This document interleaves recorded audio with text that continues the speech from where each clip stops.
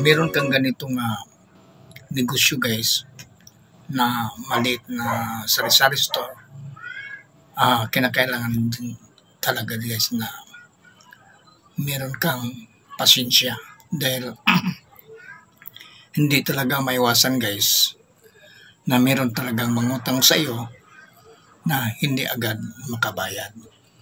So, unang-una, kinakailangan mong intindihin, bigyan mo ng konsiderasyon na hindi sila makapagbayad sa isang linggo.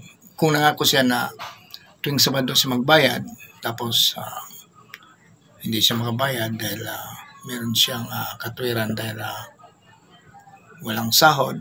So, malaman naman natin guys kung wala talaga siyang sahod. So, kung nakasahod siya at hindi nakabayad, so, pwede muna natin siya hindi pautangin.